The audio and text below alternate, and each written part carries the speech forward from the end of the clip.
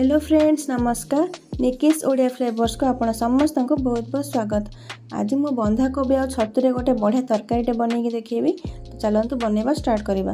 तो प्रथमे गोटे मसलाटे रेडी करनबा। सेथिपे पैन रे गोटे चमच तेल नै जिबा। तापर गोटे बड़ साइज रो पियाज को एठी काटिकी नेछि। तापर रसुण 7 रु 8 पाखुडा आ अदा गोटे इंच। तापर काजू 7 रु 8टा। तापर किछि गोटा गरम मसला नेछि जेमति कि दालचीनी, गुजराती, गोलमरिच और लवंग। एबे मसला को ब्राउन होला पर्यंत भाजी नबा।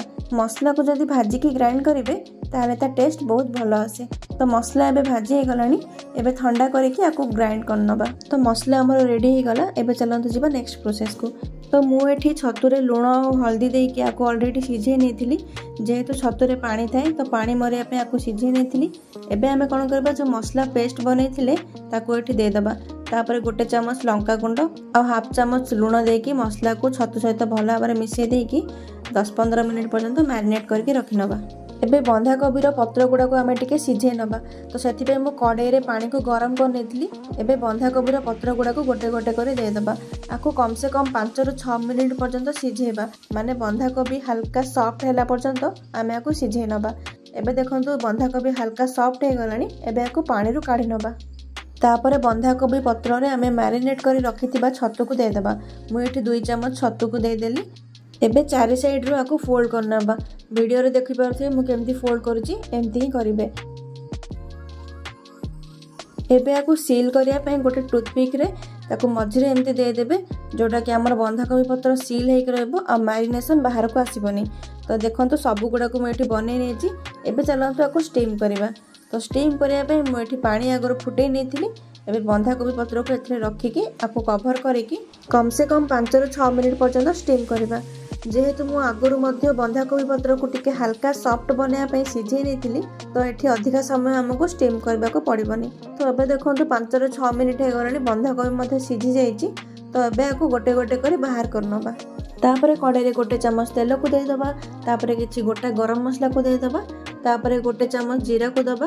तापरे सरू सरू कटा होइतिबा पियाज को देकी पियाज को ब्राउन होला पर्यंत भाजी नबा। तापरे कटा टमाटर को दे दबा। टमाटर टिके हल्का सॉफ्ट हैला परे हमें 1.5 चमच एठी अदा रसुण दे दबा। तापरे अदा रसुण को भलो भाबरे एठी कसी नै जिबा। तापरे हमें एथरे किछि गुंडा मसला ऐड करिबा। हाफ चमच हळदी गुंड, हाफ चमच लंका गुंड, हाफ चमच जीरा गुंड और हाफ चमच धनिया गुंड देकी भलो भाबरे मिसै देला परे मसला को आउ 4-5 मिनिट पर्यंत कसी नबा। एबे एथिरे ग्रीन मटर ऐड करिबा। ग्रीन मटर को मसला सहित मिसै देला परे आमे ग्रेवी पय एथिरे गोटे कप पानी ऐड करिबा। पानी सहित मसला को टिके मिसै दबा। तापर स्वाद अनुसार लूण को दे दबा। एबे एथिरे क्यूब्स रे कटा होइतिबा कैप्सिकम और पियाज को दे दबा। तापर आमे ग्रेवी को टिके फुटिया पे छाड़ नबा। ग्रेवी जते बेले फुटिया को लागिबो आमे एथिरे छतु को दे दबा। एबे आमे आको कवर करिकी छतु को सिझिया पे छाड़ दबा। तो एबे 8 रु 10 मिनिट हे गलानी। छतु हमर एठी मध्ये भलो भाबरे सिझी जाईची। एबे ऊपर टिके धनिया पत्र को ऐड करनबा। तो एबे रेडी हे गला हमर बांफ दिया बंधाकोबी छतु मसला। आ मु एटा प्रथम थर पय ट्राई करली। सतरे एटा बहुत टेस्ट लागुथिला। तो आपण माने भी रेसिपी को थरे ट्राई करंतु आ केमिति कोन बनला आपण को एक्सपीरियंस को मो सहित शेयर करंतु। आशा करूची वीडियोटी आपण माने को भल लागिथिबो। जदि वीडियोटी भल लागिला तेबे लाइक, कमेंट और शेयर करंतु। जदि चैनल रे नुआ अछंती तेबे सब्सक्राइब करबा जमा भूलिबानी। देखाबो पड़ी गोटे नुआ वीडियो रे। रहिली जय जगन्नाथ।